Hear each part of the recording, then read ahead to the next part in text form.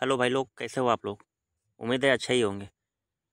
दोस्तों, हम लोग जब भी शेयर मार्केट की बात करते हैं तो स्टॉक मार्केट में हमने इन्वेस्टमेंट तो किया है, बट इन्वेस्टमेंट हमें किस प्रकार से करना चाहिए और टॉप 5 गलतियां मैं आज के दिन में बताने वाला हूं जो इन्वेस्टमेंट में हमें गलती नहीं करनी है। जैसे लॉन्ग टर्म इन्वेस्टमेंट में हमें कुछ ऐसी बेसिक गलतियाँ होती हैं जिनको हमें अवॉइड करके बड़ी अच्छी खासी रिटर्न हम अपने स्टॉक मार्केट से जनरेट कर सकते हैं। चलिए, हम टॉप 5 अवॉइड करके, गलतियों को अवॉइड करके जो है अच्छी खासी रिटर्न जनरेट करने वाले हैं। तो नंबर 1 मिस्टेक दोस्तों सभी लोग करते हैं, हम भी करते हैं। हम भी बिगिनर्स थे जब नए नए शुरू किए थे, तो हमने भी किया था ये गलती। क्या गलती हो जाती है कि जब भी हम किसी शेयर्स में इन्वेस्टमेंट करते हैं तो हम इमीडिएट उससे रिटर्न एक्सपेक्ट करते हैं कि हमें रिटर्न ज़रूर जल्दी से जल्दी मिल जाए। तो दोस्तों, ऐसा नहीं करना है। हमें जल्दी के बारे में नहीं सोचना, हमें लॉन्ग टर्म में इन्वेस्टमेंट करना है जिससे हमें लॉन्ग टर्म में वेल्थ क्रिएट होते हुए देखने को मिले। तो नंबर 1 तो हमें ये नहीं करना है कि जल्दबाजी नहीं करना है। नंबर 2 में हमें दोस्तों ये ख्याल रखना है कि हमें किसी भी स्टॉक को ग्रीड की वजह से नहीं लेना है। ग्रीड इन द सेंस कि कोई भी स्टॉक भागे जा रहा, हम उसको खरीद ले रहे हैं। क्यों? क्योंकि हमें प्रॉफिट मिल जाएगा। इस चक्करों में नहीं पड़ना है। हमें कंपनीज को पहले समझना होगा, बिजनेस को समझना होगा, फंडामेंटल को अच्छी तरह से एनालाइज करना होगा। उसके बाद से आप उस कंपनी में जाइए। जब हमें वैल्यूएशन अच्छे तरीके से दिख रहा हो कि हाँ सही है अभी वैल्यूएशन, तब हमें लॉन्ग टर्म के लिए उसमें जुड़ना चाहिए।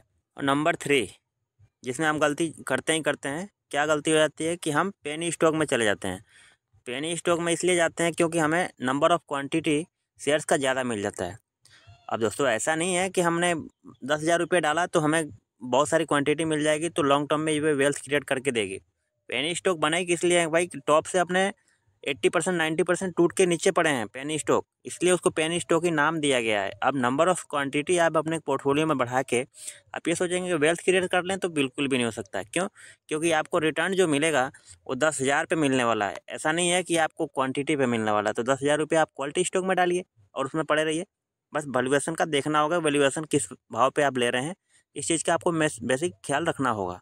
एंड नंबर 4 है दोस्तों, मिस्टेक नंबर 4, जिसको हम बोल सकते हैं कि भाई छोटी सी ग्रेड के लिए हम अपना प्रॉफिट बुकिंग करना शुरू कर देते हैं। क्यों? क्योंकि हमने कंपनी को एनालाइज किया, कंपनी भी ठीक है, फंडामेंटल भी सही है, ग्रोथ भी सही होगा, कंपनी में लॉन्ग टर्म विजन दिख रहा है। लेकिन उसमें क्या हो जाता है कि हम जैसे ही कोई कंपनी में शेयर, मतलब कि 10,000 इन्वेस्टमेंट किए हुए हैं और उसमें 5,000 का भी प्रॉफिट अगर हमको दिख रहा है, तो हम फटाफट से उसको प्रॉफिट बुकिंग की तरफ जाते हैं। क्यों? क्योंकि ये कहीं पता लगे कि 5,000 भी जो प्रॉफिट दिख रहा है वो भी कहीं लॉस में ना बदल जाए। ऐसा नहीं करना है, हमें ये गलती अवॉइड करनी है।